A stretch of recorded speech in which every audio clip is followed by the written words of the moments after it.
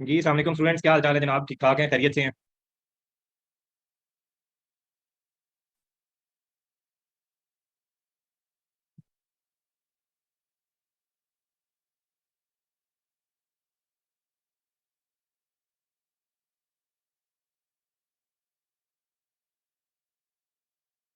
हाँ जी, कैसी चल रही है पढ़ाई आप लोगों की?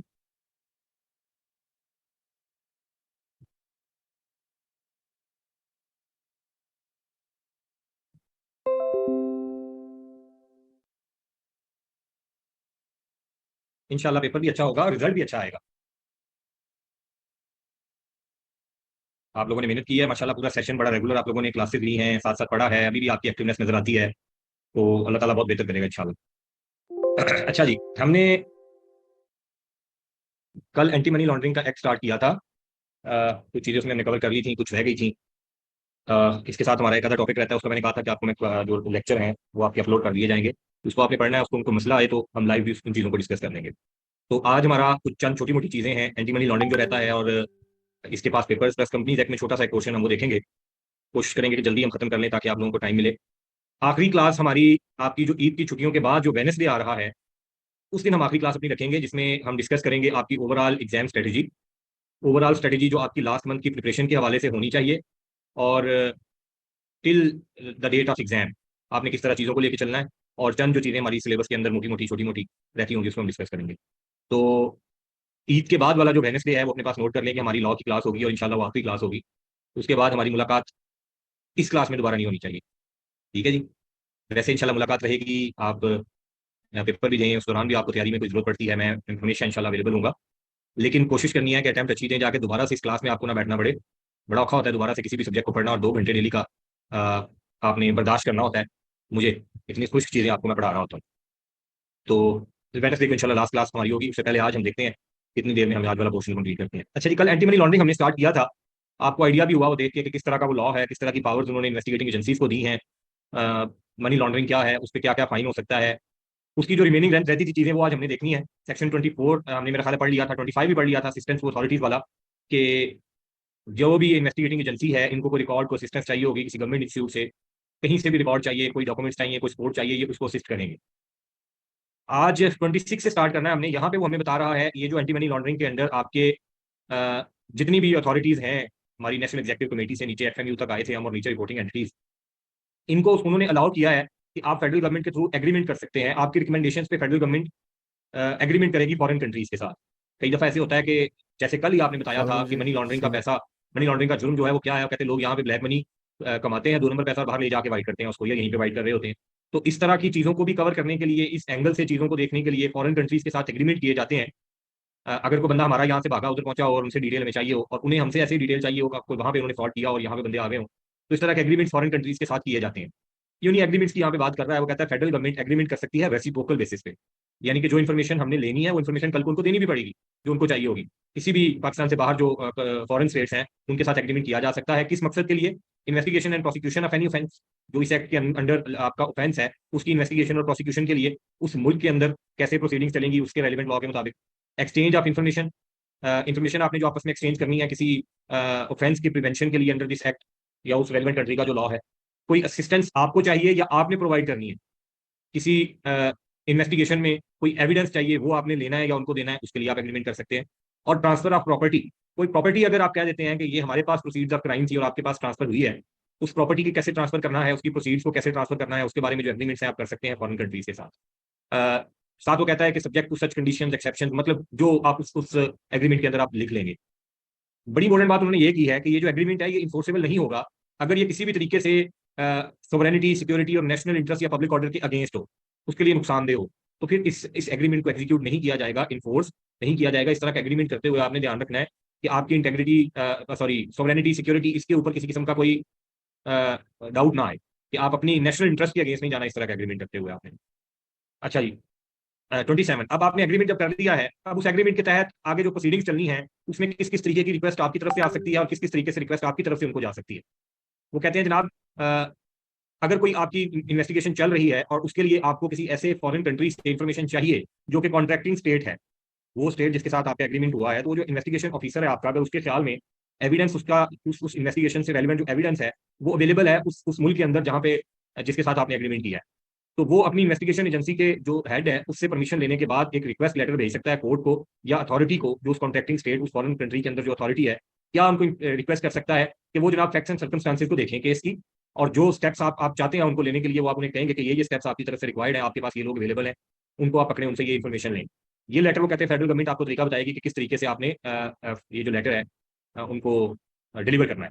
तो ये उसको लेटर आपके इन्वेस्टिगेशन ऑफिसर की तरफ से अपनी इन्वेस्टिगेटिंग एजेंसी के जो डीजी है या हेड है उससे परमिशन के बाद भेजा जा सकता है उस फॉरेन स्टेट।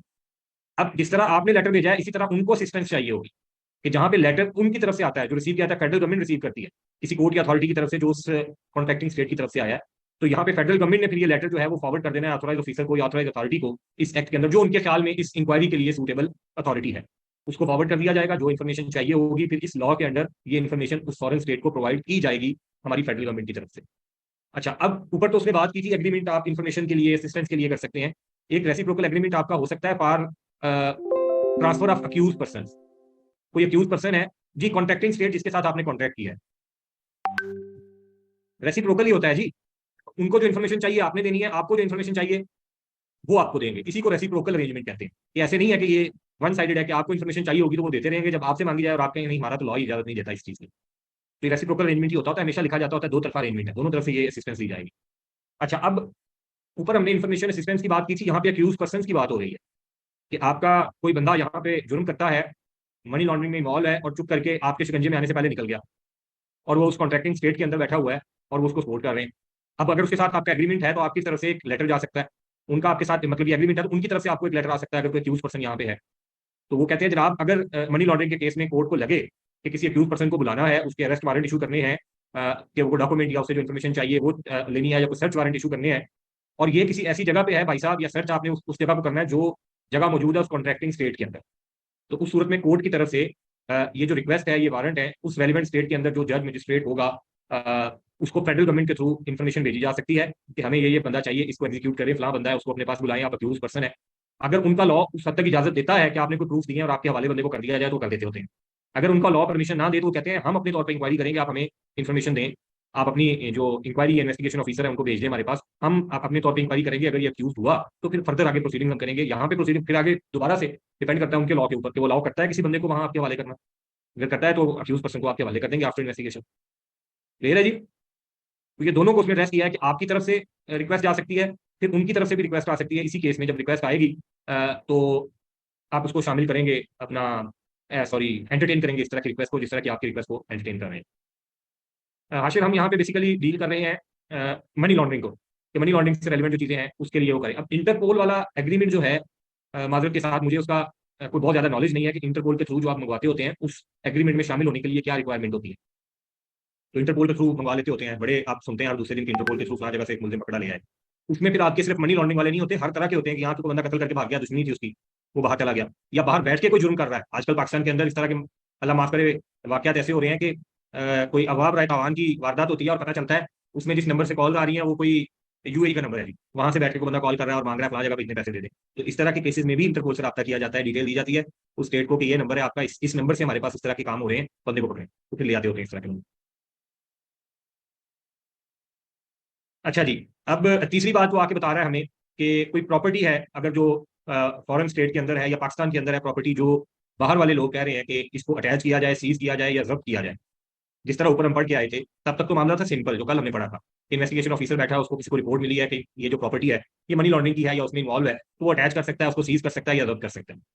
अब यहाँ पे कोई ऐसी प्रॉपर्टी है जो इन्वेस्टिगेशन ऑफिसर को लगता है कि प्रॉपर्टी सीज करनी है लेकिन है वो पाकिस्तान से बाहर, तो उस केस में क्या किया जाएगा? या बाहर कोई इंक्वायरी चल रही है और उनके ख्याल में प्रॉपर्टी पाकिस्तान के अंदर है, उसको उन्होंने करना है। तो यहाँ पे भी वही बात सेम जो ऊपर हम पढ़ के आए हैं कि अगर आपके इन्वेस्टिगेशन ऑफिसर को लगता है कि प्रॉपर्टी अटैच करनी है और वो फॉरेन स्टेट के अंदर है वो प्रॉपर्टी, तो फेडरल गवर्नमेंट से कोर्ट से परमिशन लेने के बाद उस फॉरेन गवर्नमेंट को लेटर लिखा जा सकता है कि इसको अटैच करें। और उनकी तरफ से जब लेटर आता है तो यहाँ पे भी रेलिवेंट अथॉरिटी को भेजी जा सकती है कि फेडरल गवर्नमेंट के पास रिक्वेस्ट आई कि फलां जगह पे इंक्वायरी चल रही है, फलां बंदा जरा मनी लॉन्ड्रिंग में मुलविस है, वहाँ पे फलां उसकी प्रॉपर्टी उन्होंने हाईलाइट किया, उसको करें अटैच। तो सेम पावर्स फिर हमारे इन्वेस्टिगेशन ऑफिसर के पास आ जाएंगी यहाँ पे, जिस तरह कल हमने पढ़ी थी। वो बिल्कुल उसी तरीके से इन्वेस्टिगेट करेगा, सारे वही तरीके होंगे जिस तरह जुर्म यहाँ पे हुआ और यहाँ के किसी केस की इंक्वायरी चल रही। आप बिल्कुल यहाँ पे उसी तरह इंक्वायरी करके उनके हवाले करेंगे, उस बंदे को भी उस प्रॉपर्टी को अटैच करेंगे, जब्त करेंगे, जो भी इसके आगे फर्दर प्रोसीडिंग चलनी हुई, इस सारे सेक्शन में आपको वो बताया गया। प्रोसीजर वो कहता है, जो लेटर ऑफ रिक्वेस्ट है जो आपने भेजना है उसके लिए जो प्रोसीजर है, उसके लिए कहता है फेडरल गवर्नमेंट जो है वो आपको तरीकाकार बता देगी कि किस तरीके से किस फॉरेन स्टेट के अंदर जिसके साथ आपका कॉन्ट्रैक्ट है, उसको लेटर आपने भेजना है, उसका प्रोसेस क्या है, उस प्रोसेस को फॉलो करते हुए आप रिक्वेस्ट भेज सकते हैं। अब कल आपका एक क्वेश्चन आया था कि जिस बंदे को आपने उसकी प्रॉपर्टी भी अपने कब्जे में ले ली, जाके सीज कर दी, 90 दिन बाद या 180 दिन बाद पता चला कि उसका कोई मतलब जुर्म कोई नहीं है उसका, और वो बाइज्जत बरी हो गया, तो उसको कैसे कंपनसेट किया जाएगा। तो मैंने आपको बताया था कंपनसेशन वाला मामला यहाँ पे नहीं है। आप कोई कल को ये क्लेम नहीं कर सकता कि मुझे कंपनसेट करें, मुझे ये लॉस हुआ है। इस तरह का काम यहाँ पे कम से कम लॉ में नहीं लिखा हुआ।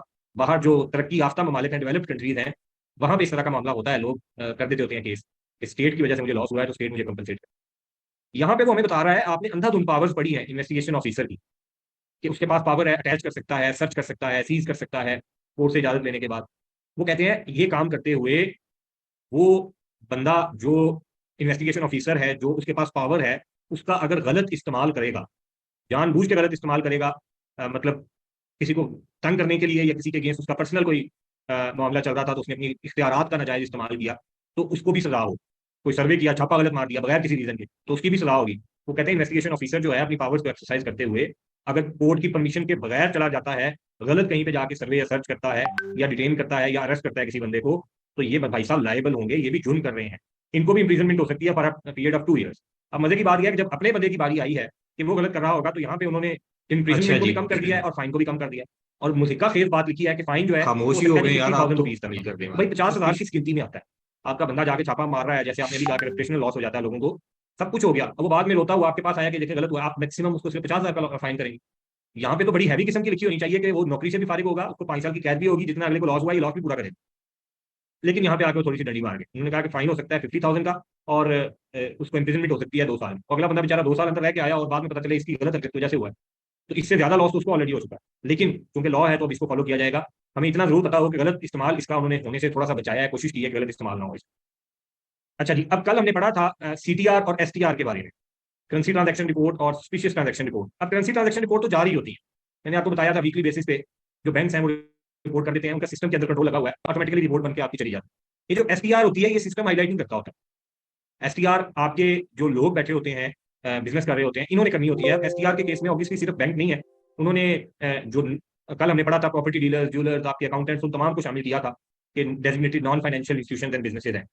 तो उस केस में वो कहते हैं अगर कोई एसटीआर उन्होंने फाइल ना की जानबूझ के, अपनी जान पहचान वाला बंदा तो उन्हें पता भी था 2 नंबर काम कर रहा है, जो रिक्वायरमेंट थी अंडर सेक्शन 7 कि उसने रिपोर्ट करनी है, लेकिन उसने जानबूझ के रिपोर्ट नहीं की या गलत इंफॉर्मेशन दी, एसटीआर करते हुए इंफॉर्मेशन गलत दी, उसको इंप्रिजनमेंट हो सकती है 5 साल तक की। अब यहाँ पे देखें, जैसे ही अपने डिपार्टमेंट से हटके कोई रिपोर्टिंग एंटिटी की बात आई है तो उन्होंने इंप्रिजनमेंट उठा के 5 ईयर्स के लिए 2 साल से उठा, और फाइन उन्होंने कहा जी 500,000 रुपीज का होगा, वहां 50,000 का था, यहाँ पे 5 लाख का कर दिया।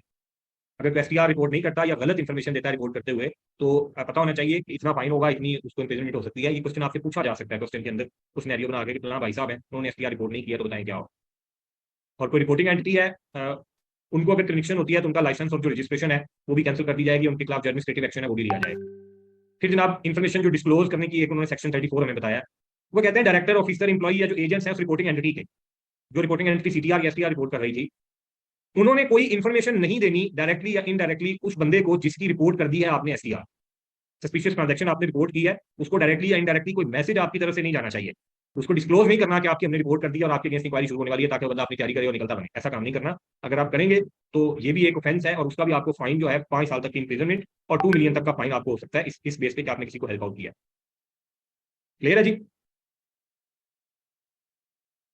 फिर वो कह रहे हैं कि एफएमयू को जो रिपोर्ट आपकी तरफ से दी जाएगी रिपोर्टिंग एंट्री की तरफ से, वो कॉन्फिडेंशियल रखी जाएगी, इन्वेस्टिगेशन एजेंसी और ऑफिसर्स की तरफ से ये कॉन्फिडेंशियल रखी जाएगी। ये नहीं होगा कि जो इन्फॉर्मेशन आई है वो हर जगह पे है। लेकिन यहाँ पे पाकिस्तान में आपको पता है इस तरह की बातें होती नहीं, ये सभी कंक्लूड नहीं होता है, उससे पहले न्यूज में और शाम को आपके जो प्रोग्राम चल रहे होते हैं प्राइम टाइम, वहां पे सब कुछ डिस्कस हो रहा होता है। ये निकल आया जी इन्वेस्टिगेशन रिपोर्ट के अंदर, ये रिपोर्ट निकल आई है, और कागज लहला लहला के दिखा रहे होते हैं कि ये देखें हमारे पास रिपोर्ट पहुंच गई। कोई पूछने वाला नहीं होता कि ये इन्फॉर्मेशन जो आप कह रहे हैं इन्वेस्टिगेशन के दौरान आप तक पहुंची है, अभी तक किसी कोर्ट के अंदर ये साबित शुदा नहीं है, आप किस बेस पे कर रहे हैं, यहाँ पे आपको किसने डॉक्यूमेंट दे दिया है। ये तो बाकायदा एथिक्स के भी खिलाफ है, लॉ के भी खिलाफ है कि आप तक ये डॉक्यूमेंट पहुंचे हैं। यहाँ पे सब कुछ होता है क्यों, क्योंकि यहाँ जो हमारा रूल ऑफ लॉ है वो इतना स्ट्रॉन्ग नहीं है। आप लोगों की पकड़ियां भी उछालते हैं, आपने अभी बात की कि रेपुटेशनल लॉस हो जाता है, कुछ नहीं बचता लोगों के पास, और 2 4 5 साल बाद जाके पता लगता है कि वो बेगुनाह था। हम फांसियों पे चढ़ा देते हैं और उसके बाद तारीख ये साबित करती है कि गलत सजा दी गई थी। इस तरह का सिस्टम है। तो जो हमारा अदालती निज़ाम है यहाँ पे पाकिस्तान के अंदर, जुडिशियल सिस्टम की बहुत ही वीक है। आप देखें वही न्यूज़ पाकिस्तान के अंदर चलती है, न्यूज़ चैनल हमारे चलाते हैं उसको, अगले बंदे का रगड़ा भी लगाते हैं, सोशल मीडिया पे भी रगड़ा लगता है, सहाफ़ी सब कुछ वही न्यूज़ अगर आप यूके में किसी चैनल पे चला दें और आप हर दूसरे दिन सुनते हैं फलां बंदे ने फलां चैनल के अगेंस्ट केस जीत लिया, इतना फाइन हुआ, माफी मांगनी पड़ती है वहां पे उनको। यहाँ पे आपने ट्वीट किया कोई पूछने वाला नहीं है, बाहर आप गलत ट्वीट करेंगे, अगले एक रिपोर्ट फाइल करते हैं और आपको बकायदा उसके ऊपर माफी मांगनी पड़ती है एक्सप्लिसिटली। ये भी नहीं कि ट्वीट डिलीट करके जान छोड़ जाए, एक्सप्लिसिटली माफी मांगनी पड़ती है कि ये बात मैंने की थी, ये गलत है, मैं इस पर माफी मांगता हूँ, ये माफी मांगती हूँ। तो चल रहा है, लेकिन अनफॉर्चुनेटली हालात यही है, इसी तरीके से चलेगा। अच्छा जी, सेक्शन 35 जो रिस्ट्रिक्शन की बात करता है, वो कहते हैं कि किसी भी कोर्ट के अंदर कोई प्रोसीडिंग स्टार्ट नहीं की जाएंगी या अपना किसी ऑफिसर के अगेंस्ट, किसी फेडरल गवर्नमेंट या एफएमयू के अगेंस्ट या उसके ऑफिसर्स के अगेंस्ट, इस एक्ट के अंदर अगर उन्होंने गुड फेथ में काम किया है तो उनके अगेंस्ट किसी भी किस्म की कोई प्रोसीडिंग स्टार्ट नहीं की जाएंगी। कोई लीगल केस आता है, एप्लीकेशन आती है इन्वेस्टिगेशन ऑफिसर के अगेंस्ट या बाकी लोगों के अगेंस्ट, तो उसको एंटरटेन नहीं किया जाएगा। ये लॉ इसने पावर दिया उनको, इस पावर को गुड फेथ में यूज कर रहे हैं तो उनके अगेंस्ट एक्शन नहीं लिया जाएगा।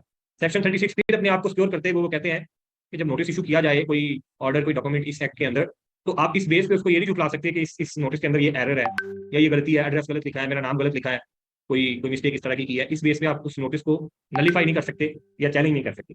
अपनी मिस्टेक है उसको कहते हैं कि by reason of any mistake, defect और ओमिशन, अगर नोटिस के अंदर कोई इस तरह की चीज हुई है तो उसकी वजह से नोटिस इनवैलिड नहीं है, नोटिस की वैलिडिटी के ऊपर कोई सवाल नहीं उठाया जा सकता। सेक्शन 37 में वो आर्टिफिशियल लीगल पर्सन की बात करता है। वो कहता है अगर किसी legal person, artificial legal person ने कोई किया, मतलब किसी कंपनी ने कोई इस तरह का काम किया है जो इस एक्ट के अंडर आए, तो उसके कंपनी के जो कर्ता धर्ता थे, जो डायरेक्टर्स थे, रिस्पॉन्सिबल थे जो काम करने के, उनको पकड़ा जाएगा इस जुर्म के अंदर कि आपके नॉलेज के साथ ही काम हुआ है। लेकिन अगर वो ये साबित कर दे कि ये काम उसके नॉलेज के बगैर हुआ है, तो ऑब्वियसली फिर उसको पूछताछ नहीं की जाएगी, लेकिन ये साबित करना उसका काम है कि मुझे तो पता ही नहीं था, मेरा देखिए इसमें किस किस्म की कोई इन्वॉल्वमेंट नहीं है, जैसे नॉन एग्जेक्टिव या इंडिपेंडेंट डायरेक्टर्स होते हैं। क्लियर है जी। फिर आगे जनाब डेथ के केस में वो बात कर रहे हैं कि अगर कोई अक्यूज था इसमें और उसके अगेंस्ट कोई प्रोसीडिंग्स स्टार्ट नहीं थी, उन प्रोसीडिंग्स के दौरान उसकी डेथ हो जाती है, तो ये जो प्रोसीडिंग्स हैं वो क्लोज नहीं होंगी, ये कंटिन्यू रह सकती हैं। जो उसके लीगल रिप्रेजेंटेटिव्स हैं वो बाद में इस केस को चला सकते हैं कि हमारी प्रॉपर्टी इन्होंने अपने कब्जे में ली हुई है, जब्त की हुई है, हमारा हक बनता है, मनी लॉन्ड्रिंग हमने नहीं की है। तो वो लीगल रिप्रेजेंटेटिव्स की तरफ से इस केस को आगे कैरी किया जा सकता है। यहाँ पे सारी वही कहानी सुनाई है कि कोई प्रॉपर्टी आपकी अटैच की गई थी, उस दौरान कोई इन्वेस्टिगेशन के दौरान डेथ हो गई है, तो आप केस को आगे कंटिन्यू कर सकते हैं। या आगे सेशन कोर्ट से सलाह होने के बाद हाई कोर्ट के अंदर को मामला चल रहा था, उसकी अपील हो गई थी या अपील होने से पहले उस भाई साहब की डेथ हो गई है, तो उस केस में भी उसके जो लीगल रिप्रेजेंटेटिव्स हैं उनकी तरफ से इस केस की जो प्रोसीडिंग्स हैं वो चलाई जा सकती हैं। ये केस की प्रोसीडिंग्स इस वजह से रुक नहीं जाएगी, उसके अगर लीगल रिप्रेजेंटेटिव्स आगे हैं तो उनकी तरफ से केस आगे चलाया जा सकता है। ये एक्ट वो कहते हैं जनाब ओवरराइडिंग इफेक्ट है, मतलब इस एक्ट के अंदर कोई बात अगर लिखी हुई है जो इनकंसिस्टेंट है विद एनी अदर लॉ, तो ये एक्ट प्रिवेल करेगा मनी लॉन्ड्रिंग के उन तमाम ऑफेंसेस के अंदर जो प्रोसीडिंग्स या इन्वेस्टिगेशन चल रही होंगी, ये एक्ट प्रिवेल करेगा। सबसे जो ओवरराइडिंग इफेक्ट है वो इस एक्ट के पास है। क्लियर है जी। मेंबर्स आगे वो अब छोटी छोटी बातें बता रहे हैं, national executive committee, general committee, इनके जो मेंबर्स हैं उनको पब्लिक सर्वेंट के तौर पे कंसिडर किया जाएगा पाकिस्तान पीनल कोड के फलां फलां एक्ट के तहत। फिर ये एक्ट जनाब एक एक्सेप्शन में दिया, वो कहते हैं जो फिजिकल ऑफेंस है उसके ऊपर एप्लीकेबल नहीं होगा। फिजिकल ऑफेंस को कहता है जो सेल्स टैक्स एक्ट और फेडरल एक्साइज एक्ट के अंदर आते हैं, उनको मनी लॉन्ड्रिंग के अंदर नहीं लेके जाना, क्योंकि हमने पढ़ा था, हमने कहा पैसे का जितना भी हेरफेर है 2 नंबरी है उसको मनी लॉन्ड्रिंग में ले जाए। वो कहते हैं नहीं, टैक्स चोरी अगर किसी ने की है, सेल्स टैक्स के मामला हैं, ये फिजिकल ऑफेंस है, ये वहां पे उनके रेलिवेंट लॉ अपनी जगह पे मौजूद है, टैक्स चोरी के केस वहीं पे उसी लॉ के अंडर एड्रेस किया जाएगा, उसको मनी लॉन्ड्रिंग के अंदर नहीं आते लिया। क्लियर है जी। फिर आगे फेडरल गवर्नमेंट को उन्होंने पावर दिया है कुछ कैजुअल के अंदर अमेंडमेंट करने की, रूल बनाने की, रेगुलेशन इसके ऊपर बनाने की, कोई डिफिकल्टी आ जाती है इस लॉ के अंडरस्टैंडिंग में, इंप्लीमेंटेशन में, तो उसके लिए भी तमाम उन्होंने बताई हैं कि जो फेडरल गवर्नमेंट है उसके पास पावर है, फेडरल गवर्नमेंट इसको एड्रेस करेगी। सेक्शन 46 में आके एक बात उन्होंने बताई थी, जब ये लॉ इंप्लीमेंट किया था 2010 का ये एक्ट था, लेकिन उन्होंने इसको रेट्रोस्पेक्टिव अप्लाई किया था बैक डेट से 5 जनवरी ऑफ 2008 से। उन्होंने कहा था कि जो भी एक्शन लिए गए हैं इन्वेस्टिगेशन ऑफिसर्स की तरफ से मनी लॉन्ड्रिंग के लॉज के अंदर, वो इस एक्ट में अब कवर हो गए हैं और रेट्रोस्पेक्टिव इंप्लीकेशन हुई है उसकी 5 जनवरी 2008 से, तो up to the date of commencement of this act. तो एग्जाम पॉइंट ऑफ व्यू से ये हमारे लिए इंपॉर्टेंट बात नहीं है। ये जनाब आपका मनी लॉन्ड्रिंग का एक्ट है। इसके साथ आपकी बुक में रेगुलेशन उन्होंने दी होंगी, और रेगुलेशन में 2-3 रेगुलेशन ने शामिल किए हैं हमारे सिलेबस में, वहाँ पे वो सीटीआर और एसटीआर की ही बात करता है, उसको अगर आप गौर से एक दफा देख लेंगे कि करेंसी ट्रांजैक्शन रिपोर्ट और सस्पिशियस ट्रांजैक्शन रिपोर्ट जो बनानी होती है, रिपोर्टिंग एंटिटीज की तरफ से जानी होती है, उसके बारे में वहाँ पे बात करते हैं। अच्छा जी, अब इस पे हमने देखना है कि रिसेंट जो अटेम्प्ट हैं हमारी, उसमें वो किस किस्म के क्वेश्चन पूछ चुका है और हमें आइडिया हो कैसे सवाल पूछे जा सकते हैं। अच्छा जी, ये आपके सामने वो पास पेपर का की समरी है। इसमें देखें विंटर 22 रिसेंट अटेम्प्ट से देखना शुरू करें। रिसेंट अटेम्प्ट में आप आते हैं तो क्वेश्चन नंबर 3 है जनाब आपका, जो एंटी मनी लॉन्ड्रिंग में से उसने पूछा है। विंटर 22 का क्वेश्चन नंबर 3 उसने कहा है 7 मार्क्स का क्वेश्चन है, वो उसने कहा एंटी मनी लॉन्ड्रिंग में से है, तो उसको जाके हम देखें कि क्या उसने उस क्वेश्चन में पूछा है, ताकि हमें इस एक्ट को पढ़ने के बाद आइडिया भी हो जाए।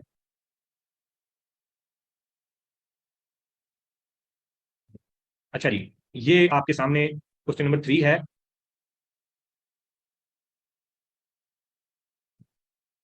अपना विंटर 22 का ये क्वेश्चन को जरा पढ़ें। क्वेश्चन 3 7 मार्क्स का है, इसको जरा पढ़ें और फिर देखें कि हमें 7 मार्क्स में से हम कितने मार्क्स हैं जो यहाँ पे ले सकते हैं।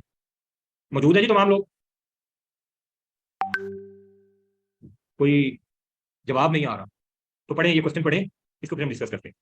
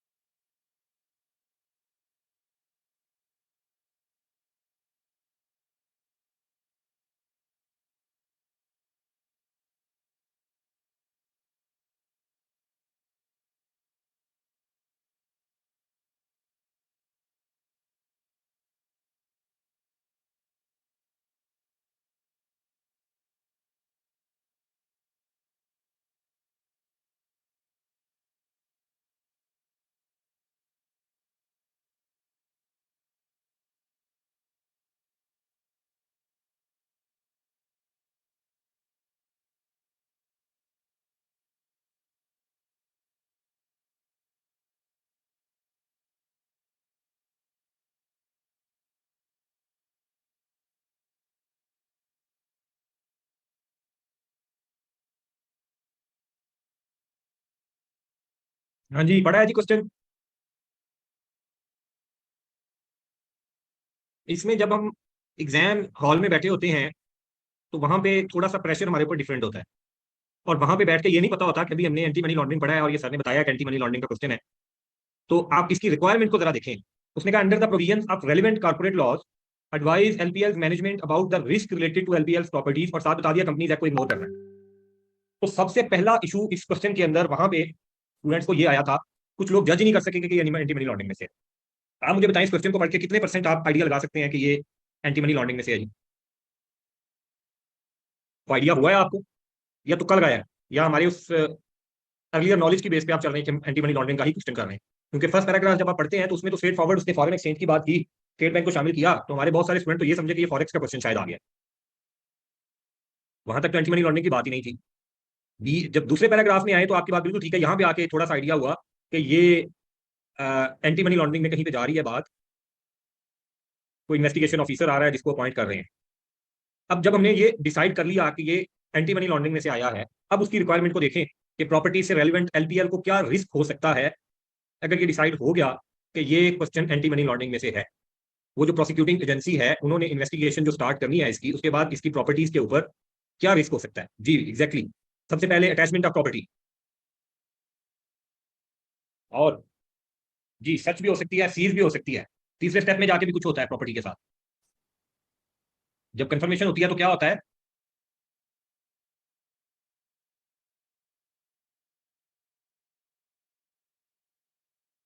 उस प्रॉपर्टी को जब्त कर लिया जाता है, फोरफिट कर लिया जाता है to the federal government, vested to the federal government, federal government के पास चली जाती है। अब इसके सोल्यूशन को हम देखते हैं कि उसने किस तरीके से, क्या उसको स्मार्ट तरीका बताया है या खुल के बात की है।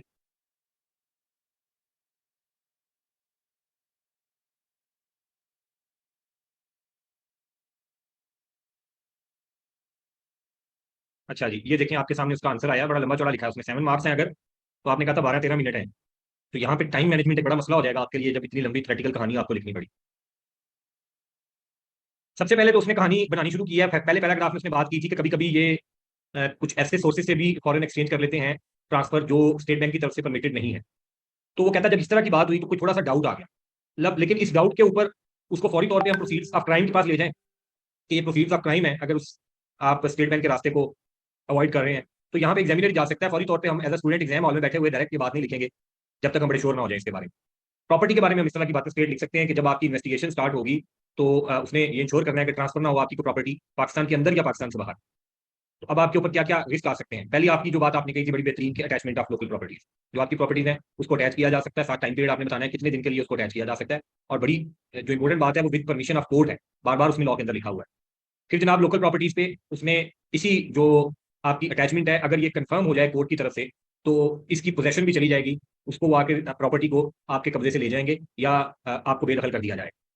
फिर जनाब जब ये कोर्ट के अंदर साबित हो गया केस तो फिर ये प्रॉपर्टी जब्त कर ली जाएगी। और फिर जो आपने बात की है कि this property shall vest absolutely in the federal government, ये फेडरल गवर्नमेंट के पास चली जाएगी। अब आप देखें ये बातें आपने सारी ये तीनों ये बातें आपने सही हाईलाइट कर ली हैं, लेकिन उससे पहले अगर आपने ये फैसला कर लिया कि ये मामला में से क्वेश्चन आया एंटी मनी लॉन्ड्रिंग एक्ट है, फिर आप ये तीनों बातें लिखेंगे तो देखें 7 में से आप 4 मार्क्स आप यहाँ तक कवर कर चुके हैं। आपको कोई मसला नहीं है, पासिंग मार्क्स आपने इस क्वेश्चन के अंदर ले लिए। आगे उसने साथ इनसाइड एंड आउटसाइड की बात की थी। तो जो प्रॉपर्टी आउटसाइड होती है कॉन्ट्रैक्टिंग स्टेट के अंदर है तो उसके ऊपर भी सेम इंपैक्ट आएगा जो लोकल प्रॉपर्टीज के ऊपर है। क्लियर है जी, कोई परेशानी? अच्छा जी, अब आते हैं दोबारा से अपने उस पास पेपर एनालिसिस पे। उससे पिछली टाइम में चले जाएं समर 22 में। यहाँ पे देखें कि एंटी मनी लॉन्ड्रिंग में कोई क्वेश्चन पूछा है उसने। यहाँ पे पूरी लिस्ट देखते हुए हम एंड पे गए तो पता चला क्वेश्चन नंबर 8 बी है जी, एंटी मनी लॉन्ड्रिंग का 6 मार्क्स का उसने पूछा है। तो अब हमें वहां पे जाना पड़ेगा कि उसको जाके देखें। Summer 22 question 8 B.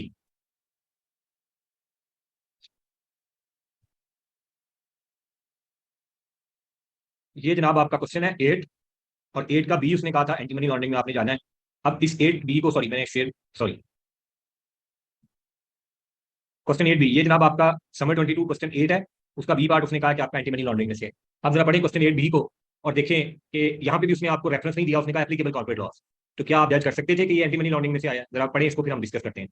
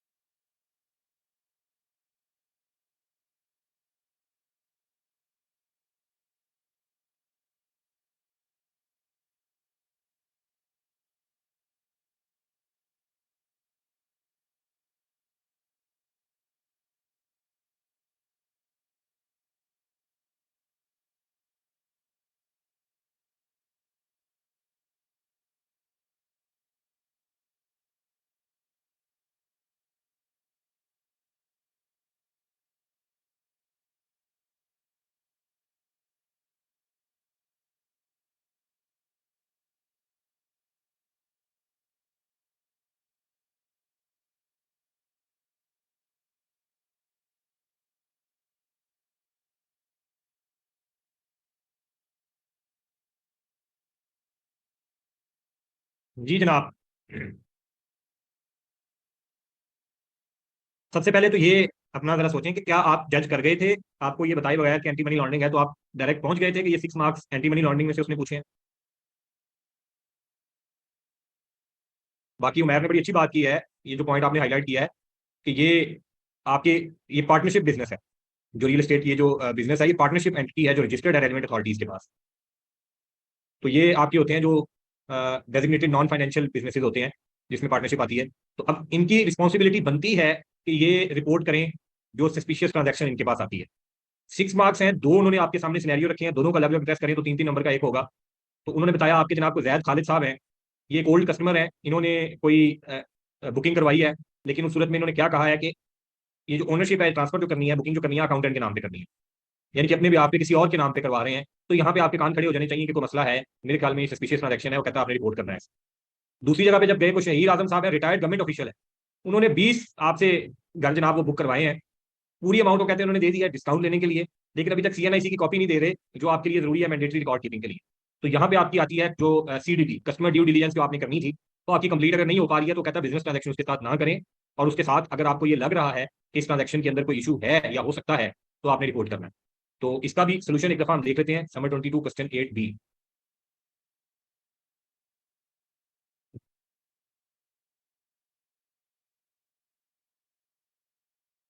ये जनाब समर 22 का ये क्वेश्चन 8 बी है, इसका जरा सोल्यूशन देखें वो क्या बता रहा है।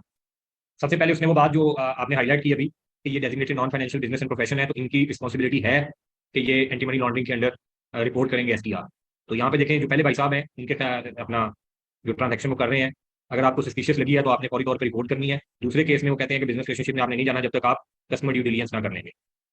तो अगर वो नहीं प्रोवाइड कर रहा तो इसका मतलब है मशकूक है, आप एसटीआर करना चाहते हैं करें, अगर आपको लगता है कि आपकी इस एसटीआर सॉरी सीडीडी के दौरान उसको टिप मिल जाएगी तो वो किए बगैर भी आप रिपोर्ट कर सकते हैं। क्लियर है जी? 20 मनी लॉन्ड्रिंग से कोई सवाल आए तो कोई परेशानी तो नहीं है ना? अच्छा जी। अब जरा एक एक मजीद क्वेश्चन हम देख लें कब उसने पूछा था, इससे पिछले टाइम में आ जाए। कोई क्वेश्चन उसने पूछा है जी एंटी मनी लॉन्ड्रिंग से? यहाँ पे कोई क्वेश्चन नहीं है। समर 21 में जब हम आए तो यहाँ पे आके एक क्वेश्चन 7 बी है एंटी मनी लॉन्ड्रिंग का, तो ये हम देख लेते हैं।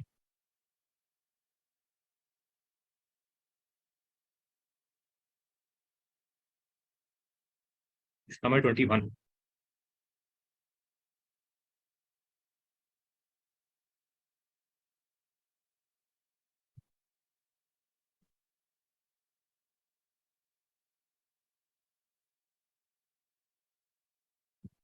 ये जनाब आपके सामने क्वेश्चन है,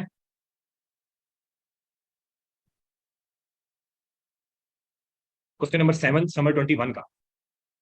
इसमें बी पार्ट को आपने देखना है। अ, आपकी आसानी के लिए पूरा सिनेरियो आपने देखना है क्या बता रहा है वो आपको। ये जो आदिल टेक्सटाइल वाला काम है, ये जो पैराग्राफ है, ये आपसे रेलिवेंट नहीं है इंटरनल डिपार्टमेंट।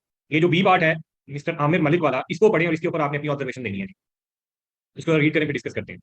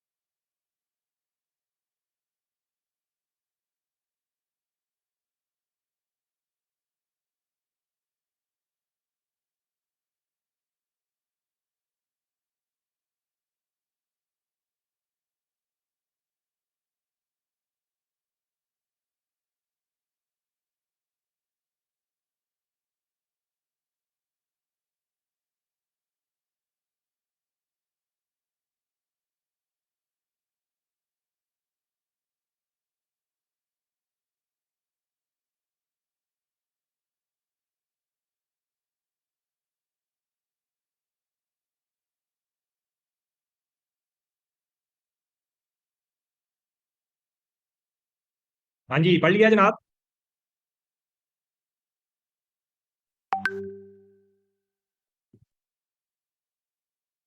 ये तो मेरा ख्याल है कि ऑब्वियस था। इसके अंदर एक तो उन्होंने एंटी मनी लॉन्ड्रिंग का रेफरेंस भी दे दिया था, और दूसरा ये जो सिनेरियो उन्होंने बताया था ये भी थोड़ा सा ऑब्वियस था, जिसमें आपको नजर आ रहा था कि 20 मिलियन आए हैं फॉरेन बैंक अकाउंट से, फिर अकाउंट्स में आगे ट्रांसफर हुए हैं, और फिर कैश में वहां से इनको विड्रॉ कर लिया गया है। तो इसमें तो कोई मसला नहीं था। इसी तरह का क्वेश्चन आप एक्सपेक्ट करें कि एंटी मनी लॉन्ड्रिंग आपसे पूछे जाएंगे जेनेरिक नेचर के, जब आप डिसाइड करेंगे वहां पे कि आमला में से है और उसका आंसर दें। कभी भी क्वेश्चन इस तरह का आए उसको पढ़ के परेशान नहीं होना कि पता नहीं कहाँ से पूछ लिया है। ऐसे मौके पे एग्जाम में अपने आप को रिलैक्स करना है, क्वेश्चन सामने आए परेशान नहीं होना जब रिक्वायरमेंट को बगैर बगैर आ रहा हो। अगर माइंड को अलर्ट रखेंगे तो आप पहुंच जाएंगे। 1 से 2 मिनट लगेंगे, आपको पता चल जाएगा कहाँ से पूछा हुआ है। और अगर सिर्फ गलती का सोचेंगे कि गलती हो जानी है, गलत हो जाना है, गलत हो जाना है, तो फिर वाकई गलती हो जाएगी। ठीक है जी। तो वो जो 3 घंटे जो आपने मैनेज करने हैं उस पर इंशाल्लाह हमने नेक्स्ट क्लास के अंदर डिस्कशन करनी है। लाजमी तौर पे आप लोगों ने वो लाइव मेरे साथ बैठ के क्लास अटेंड करनी है, उस पर हमारी 2 वे कम्युनिकेशन होगी। क्योंकि अभी तक हमने 50% किया है जो पढ़ने वाला काम है, जो तैयारी वाला काम है। अभी हम अपना असला बारूद खरीद रहे हैं। इस असले बारूद को इस्तेमाल कैसे करना है वो भी हमें पता होना चाहिए। वो कैसे सीखना है वो हम आखिरी क्लास में बात करेंगे। तो लाजमी आखिरी क्लास में हमने डिस्कशन करनी है, और कोशिश करनी है कि आप अटेंड करें उस क्लास को लाइव। क्लियर है जी। अच्छा जी, अब हम आते हैं, छोटा सा एक क्वेश्चन है हमारा।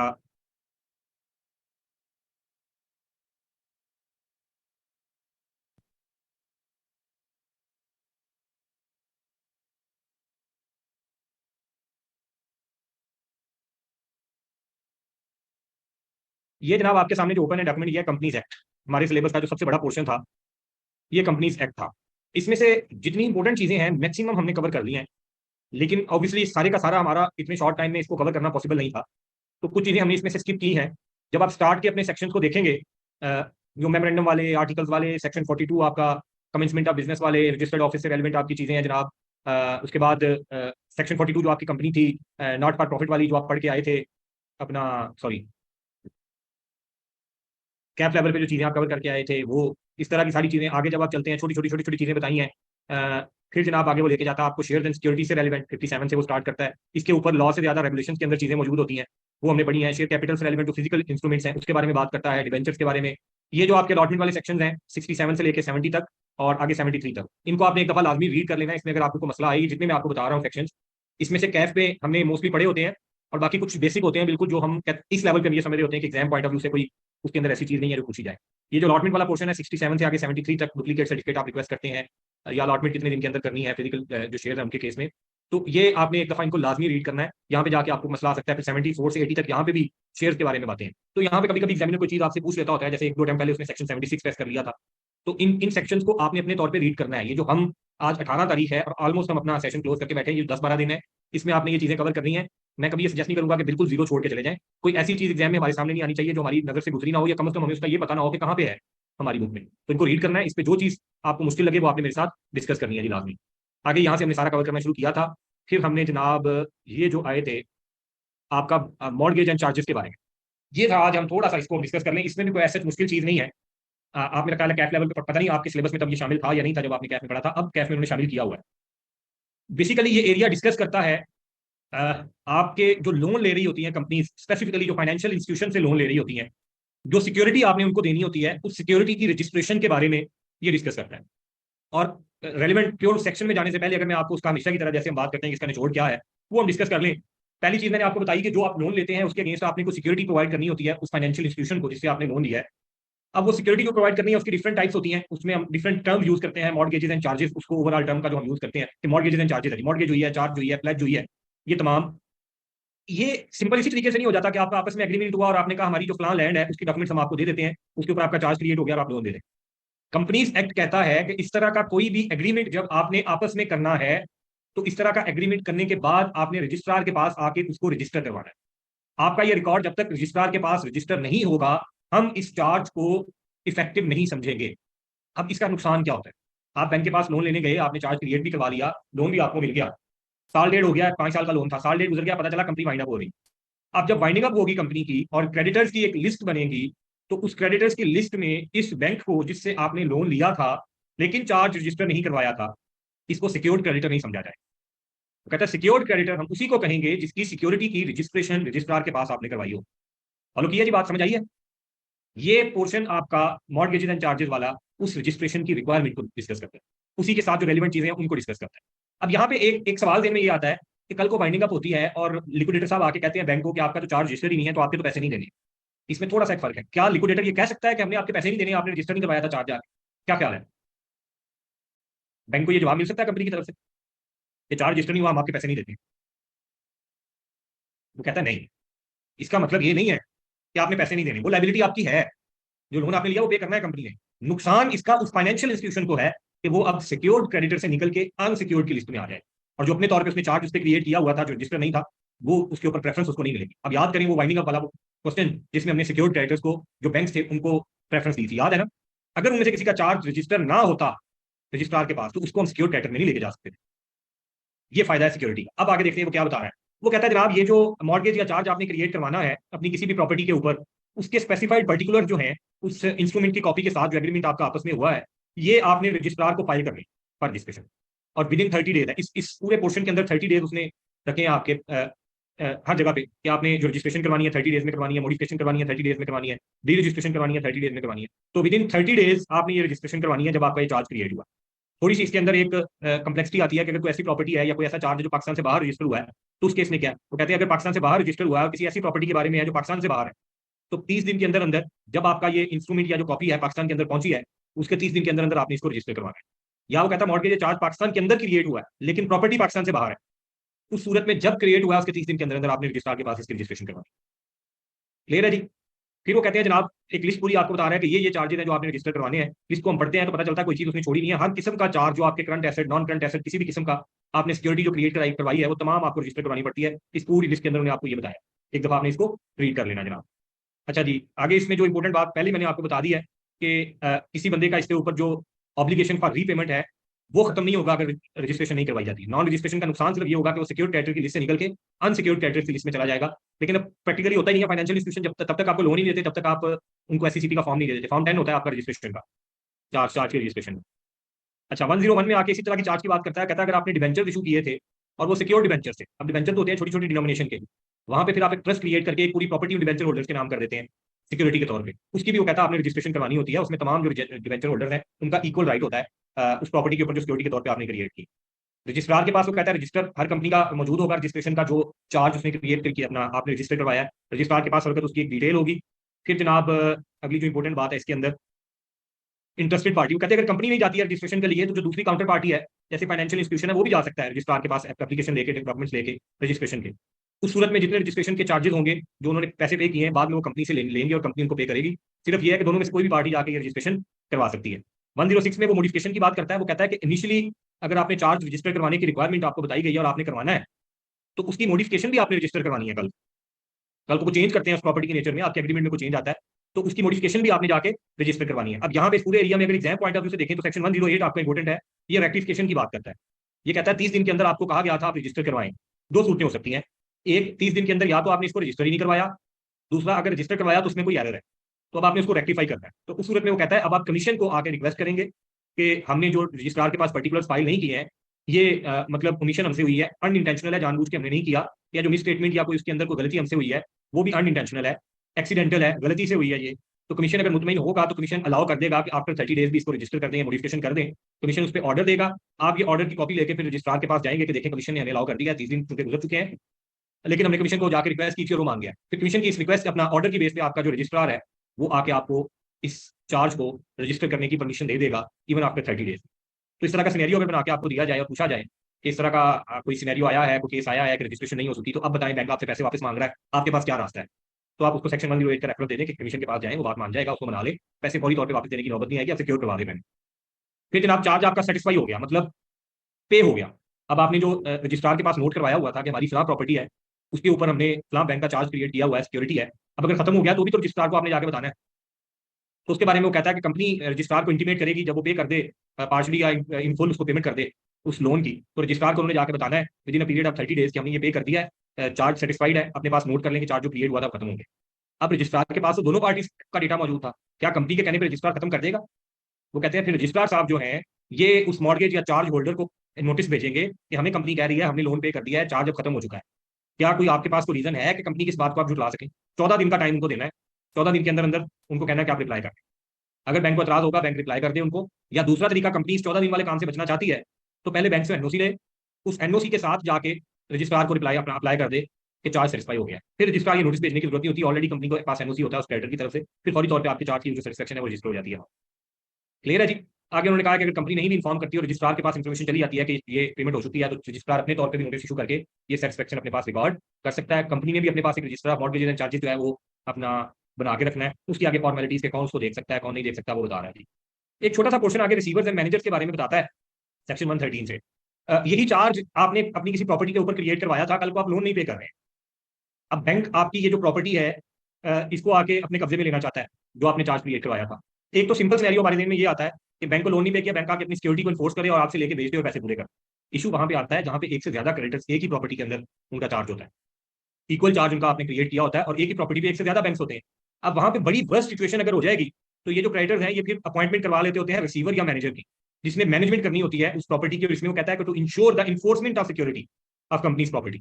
तो फिर कोर्ट से जाके ऑर्डर लिया जा सकता है एक अपॉइंटमेंट का। अब यहाँ पे वाइंडिंग अप नहीं हो रही है, लेकिन सिक्योरिटी वाली जो प्रॉपर्टी है वो कहते हैं कंपनी हमारे वाले नहीं कर रही, आप अपॉइंट कर दें इसके लिए एक बंदा जिसको हम रिसीवर या मैनेजर कहें, वो जाके इस प्रॉपर्टी को मैनेज करे, आगे जो मामला तय करने हैं, इसको डिस्पोज ऑफ करना है, उसके पैसे बैंक को पे करने हैं, जो भी करना है। तो ये रिसीवर और मैनेजर अपॉइंट किया जा सकता है। यहाँ पे सेक्शन 113 से लेके 114 उसको बताया जा रहा है कि रिसीवर या मैनेजर ने जो अकाउंट्स हैं वो कोर्ट के पास फाइल करने हैं, रजिस्ट्रार को उसने इन्फॉर्म करना है। उनकी डिस्क्वालिफिकेशन बता रहा है कि कौन कौन लोग रिसीवर या मैनेजर अपॉइंट नहीं हो सकते, उसके बारे में बता रहा है। कोर्ट को अप्लाई करना है अगर उसको कोई किसी किस्म की डायरेक्शन चाहिए प्रॉपर्टी से रेलेवेंट, उसकी रेम्यूनरेशन कौन फिक्स करेगा वो भी कोर्ट को बता रहे हैं। जिस तरह लिक्विडेटर वाला मामला था उसी तरह की बातें उसने यहाँ पे बताई है। एक सेक्शन हमारा आगे इंपॉर्टेंट है जो बाद में शामिल हुआ था, ये था सेक्शन 123A। ये है अल्टीमेट बेनिफिशियल ओनर्स के बारे में। आप में से जितने लोग इंडस्ट्री में बैठे हैं, ऑडिट फर्म्स के अंदर अभी आपको आइडिया नहीं होगा इस चीज के बारे में, इंडस्ट्री में जो लोग बैठे हैं उनको आइडिया होगा कि हर कंपनी को ये नोटिस आया था एससीसीपी की तरफ से कि अल्टीमेट बेनिफिशियल ओनर का आप जो फॉर्म है वो फिल करके हमें फाइल करें। ये बेसिकली क्या चीज है, होता ये था कंपनीज का एक बड़ा कम्प्लेक्स स्ट्रक्चर क्रिएट कर दिया जाता है कि एक कंपनी है उसके ऊपर एक कंपनी बैठी है जो इसको होली ओन कर रही है, ये होली ओन सब्सिडरी है। उस कंपनी में आप गए, उसको ऊपर पता चला 3 कंपनी ओन कर रही है, उन कंपनीज के ऊपर पता चला उनको 2-2 3-3 कंपनी ओन कर रही है। एक ट्री बनता जा रहा है, कहीं पे नेचुरल पर्सन नहीं नजर आ रहा हमें जो इनको ओन करता है। तो ये लोगों ने इस तरह स्टेप बाय स्टेप लेयर्स बना के अपने जो बेनामी इन्वेस्टमेंट्स थी उनको छुपाने का एक तरीका बनाया हुआ है। तो फिर कंपनीज एक्ट में ये अमेंडमेंट आई, ये रेड में है, आप देखें इसकी अमेंडमेंट, उसका रेफरेंस भी वो आपके दे रहा है कि सेक्शन 123A उसने ऐड किया है। तो उसने कहा था कि हर कंपनी जिसको कोई नॉन नेचुरल या आर्टिफिशियल पर्सन ओन कर रहा है वो सबसे पहले अपने अल्टीमेट जो बेनिफिशियल ओनर है उनको आइडेंटिफाई करेगी। और अल्टीमेट बेनिफिशियल ओनर कौन है, वो कहता है कोई भी ऐसा नेचुरल पर्सन जो अल्टीमेटली डायरेक्टली या इनडायरेक्टली कंपनी को ओन करता है थ्रू एटलीस्ट 25% शेयर्स या वोटिंग राइट्स। मतलब आपने अपने ओनरशिप में हर उस नेचुरल पर्सन का नाम बताना है जो 25% शेयर्स ओन कर रहा है आपकी कंपनी के। और नेचुरल पर्सन की बात हुई है, वो कहता है जितनी भी लेयर्स बना ले आप कंपनी के ऊपर कंपनी और फिर ऊपर कंपनी बनाते हैं, लेकिन अल्टीमेटली ऊपर बैठ के कोई ना कोई नेचुरल पर्सन इसको ओन कर रहा होगा, आपने उसकी डिटेल बतानी है। वो है आपका अल्टीमेट बेनिफिशियल ओनर जो 3 4 5 कंपनीज के थ्रू आपको ओन कर रहा है, उसका नाम आपने बताना है अल्टीमेट बेनिफिशियल ओनर का, उसका रिकॉर्ड आपने अपने पास मेंटेन करना है। तो सेक्शन 123A आपको बताता है कि आपने जो रजिस्टर बनाना है और इसका कोई कंफर्मेशन जो है वो जो डिटेल है आपने कमीशन को बतानी है विद इन सच पीरियड जितना आपको बताया जाएगा। अब इसके ऊपर 123A के ऊपर जो अल्टीमेट बेनिफिशियल ओनर वाली जो मजीद बात है वो आपको जो company general provision and forms की रेगुलेशन है वहां पे उसने जाकर बताई है, वो भी एक दफा रीड करने वाली है, तो इतनी मुश्किल बात नहीं है।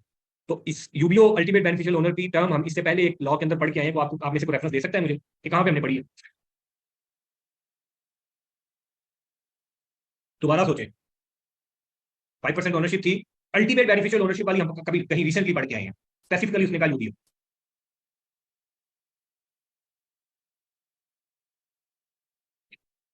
कंपनी इनकॉर्पोरेशन की रेगुलेशंस हमने लास्ट वीक में पढ़ी थी, उसमें याद करें जो अमेंडमेंट्स आई थी उसमें यूबीओ का उसने जिक्र किया था कि अगर अल्टीमेट बेनिफिशियल ओनर कोई और है जो कंपनी के शेयर ओन कर रहा है तो उसकी भी आपने पर्टिकुलर्स सबमिट करवाने होते हैं।